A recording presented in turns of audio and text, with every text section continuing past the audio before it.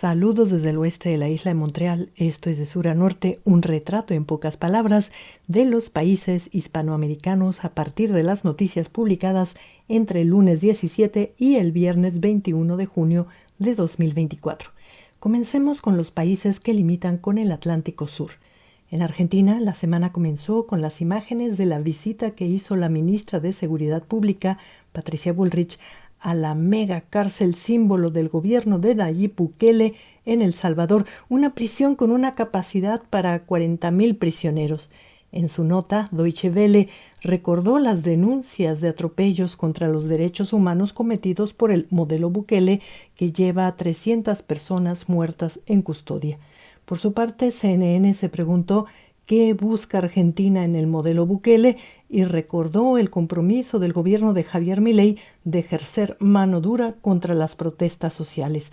Finalmente, y ante las preocupaciones mostradas por el alto comisionado de las Naciones Unidas, Volker Turk, respecto a la precaria situación de los derechos humanos en Argentina, Carlos Foradori, representante argentino ante organismos internacionales en Ginebra, respondió que los derechos humanos de los argentinos están garantizados. Por otro lado, Infobae informó esta semana que 6 plantas automotrices suspendieron sus operaciones por una semana debido a una fuerte caída en la demanda, a la reducción de exportaciones y problemas para abastecerse de piezas. Infobae también citó en la semana a Martín Rapalini, vicepresidente de la Unión Industrial Argentina, quien ve una recuperación muy lenta en la economía, sobre todo en el nivel del consumo interno. Los empresarios estarían pidiendo medidas concretas para paliar la crisis de despidos y apuntalar una recuperación económica. En Uruguay, el expresidente José Pepe Mujica ofreció su colaboración para elaborar la categoría del debate electoral para las elecciones internas de este 30 de junio. Pidió, por ejemplo, menos odio y menos chisme y más atención a temas como salud animal, ecología y exportaciones. No hay otro camino que multiplicar la economía, dijo Mujica. Por su parte, el ministro uruguayo de Agricultura, Ganadería y Pesca, Fernando Matos, dijo que Uruguay es el único país de toda América Latina que puede demostrar que su masa forestal ha crecido. Estas declaraciones las publicó Infobae al informar esta semana que las exportaciones de madera de Uruguay cumplen con la normativa europea sobre deforestación. El ministro expresó su malestar con respecto a la dosis de hipocresía en el comercio global y se preguntó si los países ricos podrían asegurar que el acero de las maquinarias o los dispositivos electrónicos provengan de procesos completamente ecológicos como lo hace Uruguay. Ahora subamos por los países mediterráneos. En Paraguay, el presidente Santiago Peña celebró que Argentina le haya pagado una deuda de $100 millones por el uso de la energía producida por una central hidroeléctrica, pero aclaró que aún queda un saldo por cobrar. Peña explicó que gracias a ese pago su gobierno apoyó a Argentina en sus negociaciones con el Fondo Monetario Internacional. El presidente Peña también anunció en la semana un aumento del salario mínimo a $370 al mes. Este incremento salarial compensa el 4,4% de la inflación acumulada en los últimos meses. Por su parte, los trabajadores vienen solicitando que el aumento del salario mínimo sea por lo menos de un 30%. El lunes, en Bolivia, el Ministerio de Relaciones Exteriores anunció que los ciudadanos bolivianos y salvadoreños podrán viajar y permanecer en cualquiera de estos dos países sin necesidad de visa. El Salvador se suma a países como México y Honduras, cuyos ciudadanos pueden viajar y permanecer en Bolivia sin mayores trámites. El martes, los directivos de yacimientos petrolíferos fiscales bolivianos confirmaron una vez más la voluntad de usar su infraestructura para transportar gas argentino hacia Brasil. Finalmente, este 21 de junio, los bolivianos se reunieron alrededor de los más de 200 centros ceremoniales en todo el país con ocasión del Wilcacuti, la celebración del Año Nuevo Andino Amazónico y del Chaco. Como Infobae indica en su nota, se trata de una festividad de herencia incaica que en el Perú se festeja el 24 de junio bajo el nombre de Inti Raymi, la fiesta del sol. Recorramos la costa del Pacífico ahora. En Chile, un tren de pasajeros en viaje de prueba chocó con un tren de carga que transportaba 1.300 toneladas de mineral de cobre. 2 víctimas mortales y 9 heridos fueron el saldo del accidente y según Reuters, citando a AF, las autoridades han comenzado una investigación para saber qué salió mal. En la ciudad de Viña del Mar, los propietarios de varios edificios de lujo están observando con estupor cómo se erosiona la duna sobre la cual fueron construidos sus hogares. Los medios explicaron que las advertencias acerca de la mala idea de construir sobre las dunas vienen haciéndose públicas desde hace 3 décadas. En la actualidad, solo 12 hectáreas de ese ecosistema se encuentran bajo protección.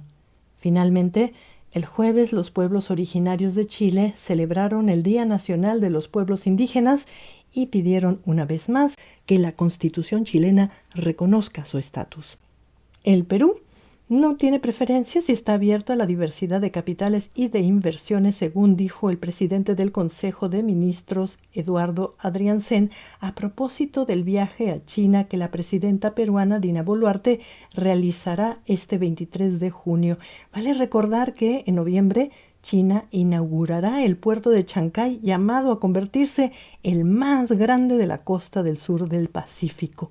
Por su parte, Prensa Latina informó sobre las críticas y la oposición a la ley aprobada por el Congreso peruano que supervisará que las producciones cinematográficas peruanas cumplan con ciertas reglas de censura a la hora de realizar denuncias sociales o referirse al periodo de la guerra interna. La ley también reduce el apoyo al cine regional, indígena o de autor.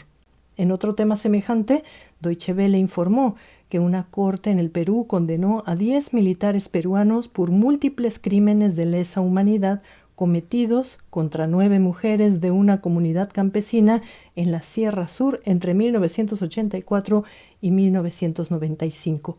Finalmente, el expresidente Alberto Fujimori se registró en Fuerza Popular, el partido de su hija Keiko Fujimori. Fuerza Popular es el partido que lidera el Congreso peruano, donde actualmente discuten una amnistía para toda persona que haya cometido crímenes de lesa humanidad antes del 2002, como los militares que acaban de ser sentenciados o el mismísimo Alberto Fujimori, quien goza de libertad anticipada por padecer de una supuesta enfermedad terminal. En Ecuador, la Corte Constitucional volvió a anular el estado de excepción declarado por Daniel Noboa. La Corte aclaró que no desconoce la complicada situación de la violencia en Ecuador, pero legalmente no puede ser declarado conflicto armado interno. Y luego de que el lunes el gobierno de Daniel Noboa asegurara que no habría más apagones, el miércoles Ecuador quedó en las tinieblas luego de una falla que afectó todo el sistema eléctrico ecuatoriano. En el tema migratorio, el gobierno ecuatoriano suspendió las visas para los ciudadanos chinos. Según las autoridades, alrededor del 50% de los ciudadanos chinos que ingresan a Ecuador no registran salida del país. Una situación muy comentada en medios es que a finales de este mes el gobierno ecuatoriano comenzará a eliminar los subsidios en combustibles. Algunas publicaciones señalan que el precio de la gasolina aumentaría hasta en un 11%. Por lo pronto, algunas organizaciones ya están anunciando sus protestas.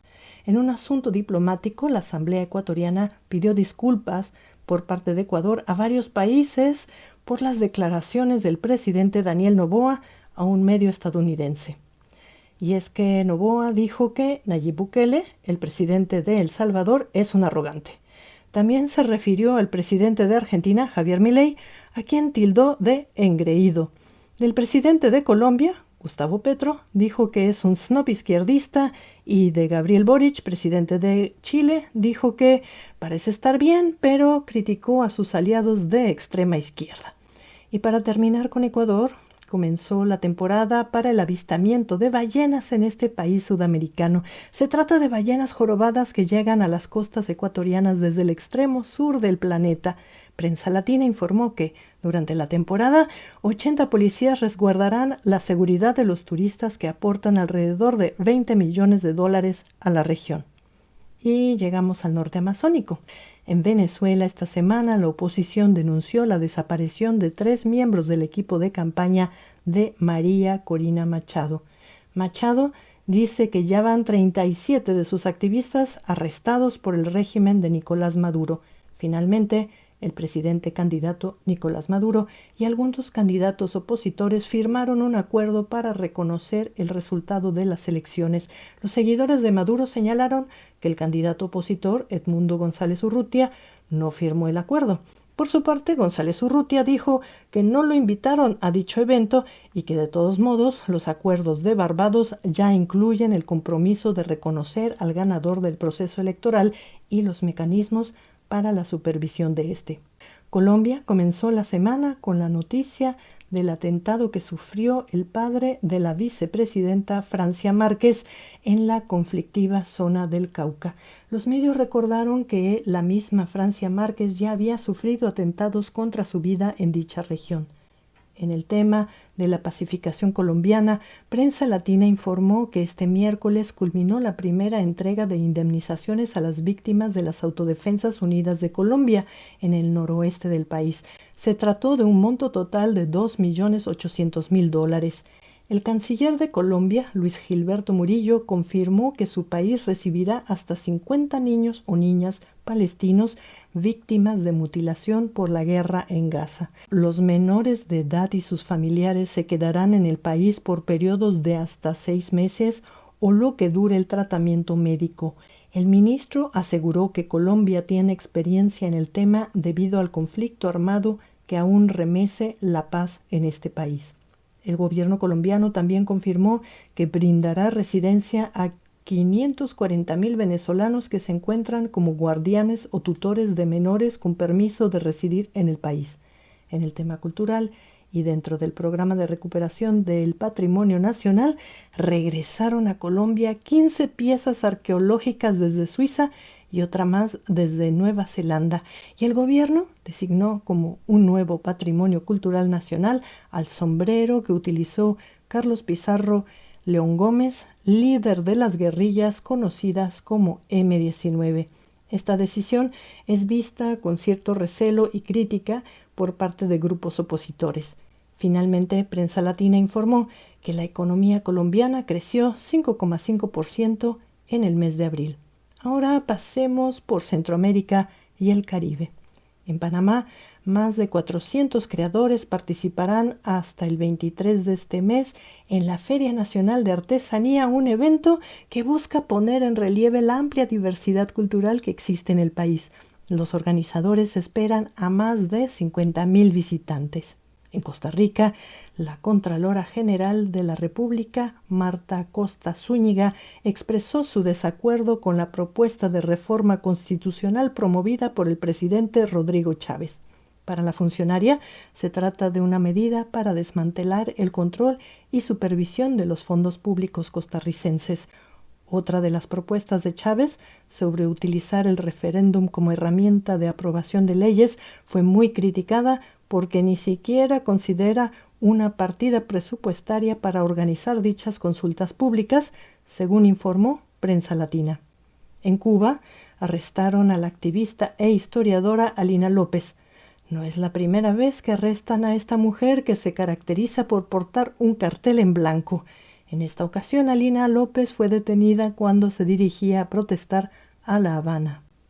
En Puerto Rico, y para evitar otro masivo corte de electricidad, como el que ocurrió la semana pasada, legisladores del partido independentista citados por Prensa Latina proponen comenzar a transitar hacia una conversión energética y apostar por más energías renovables.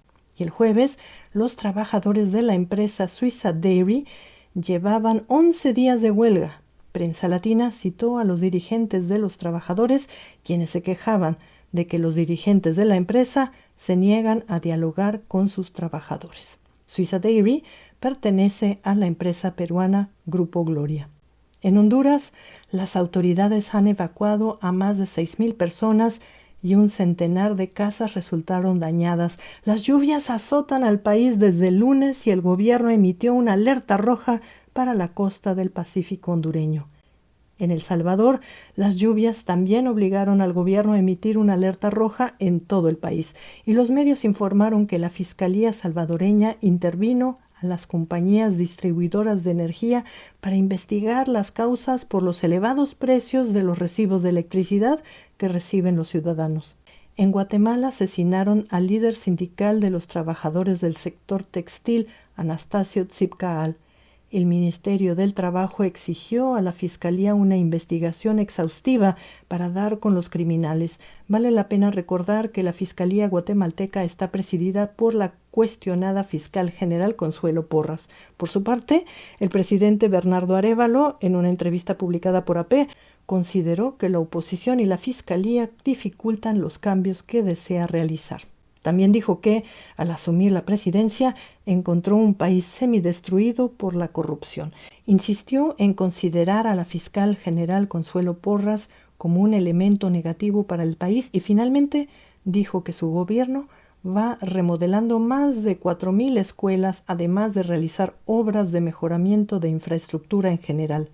Las lluvias que azotan la región obligaron que esta semana 3 departamentos suspendieran las clases como medida de seguridad.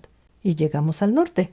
En México, los padres buscadores de sus hijos desaparecidos por la ola de violencia recibieron un reconocimiento por parte del Alto Comisionado de las Naciones Unidas para los Derechos Humanos. En México siguen desaparecidas más de 114,000 personas, según datos citados por Deutsche Welle. En el estado de Michoacán, 2 inspectores estadounidenses encargados de certificar la calidad de los procesos de producción y empaque de aguacates y mangos sufrieron hostigamiento criminal, tal como indicaron esta semana varias agencias. Como consecuencia, el gobierno de Estados Unidos suspendió hasta nuevo aviso el procedimiento para que los mangos y aguacates michoacanos vuelvan al mercado estadounidense. Mientras las inspecciones continúan en otros estados mexicanos, en Michoacán los productores acusan a la autoridad estatal por la crisis de inseguridad. Por su parte, la presidenta electa Claudia Sheinbaum afirmó esta semana que la reforma constitucional del Poder Judicial goza de la preferencia de la mayoría de los mexicanos según las encuestas. Uno de los cambios propuestos sería que los cargos de jueces y magistrados se sometan a voto popular. Esta semana, Sheinbaum también presentó un avance de un gabinete ministerial del cual el presidente Andrés Manuel López Obrador dijo que no recomendó a nadie. Considerados como moderados y académicos, los miembros del gabinete son viejos conocidos de la política mexicana como Marcelo Ebrard, quien se ocupará de la cartera de Economía, y la actual canciller Alicia Bárcena Ibarra, quien tendrá a su cargo la cartera de Medio Ambiente. El exrector de la UNAM, Juan Ramón de la Fuente, asumirá la cartera de Relaciones Exteriores. En el tema migratorio, el Instituto Nacional de Migración informó que más de 1,400,000 personas se encuentran en situación irregular en México, y en el ámbito diplomático, la actual canciller Alicia Bárcena Ibarra confirmó que Suiza representará a México en términos consulares en Ecuador. En Estados Unidos, en una semana donde CNN informó que cayeron en 25% las detenciones en la frontera, comenzó la Copa América, el torneo de fútbol más antiguo del mundo, y la misma CNN indica que las reservaciones en hoteles muestran un incremento significativo en las ciudades sedes de este evento que atrae mucho público sudamericano. Y Canadá fue el encargado de inaugurar la Copa América ante el actual campeón del mundo y de América, Argentina. Los canadienses se mostraron felices con el buen desempeño del equipo que, a pesar de sufrir una derrota de 2-0, también generó peligro en la portería argentina. En una nota incómoda, la Federación de Fútbol Canadiense manifestó su contrariedad a las autoridades deportivas encargadas de la Copa América luego de las demostraciones racistas e intimidatorias que sufriera el jugador canadiense Moise Bombito por parte de los hinchas argentinos. Por otro lado, los medios canadienses también resaltaron que Alphonso Davies fue el afortunado jugador que logró intercambiar camiseta con el astro argentino Lionel Messi. Y finalizamos con el dato de la semana. El sitio El Orden Mundial muestra un interesante gráfico sobre el derecho al aborto en América Latina. Por ejemplo, podemos ver que países como México, Cuba, Puerto Rico, Colombia, Argentina, Uruguay y la Guyana Francesa son los países que permiten el aborto dentro de plazos específicos. Haití, República Dominicana, Honduras, Nicaragua y El Salvador prohíben el aborto en cualquier circunstancia. En el resto de países latinoamericanos, el aborto está prohibido, salvo ciertos casos que varían de país en país. Y con esto terminamos. Esto fue de sur a norte, desde el oeste de la isla de Montreal. Les deseamos un buen fin de semana y hasta la próxima.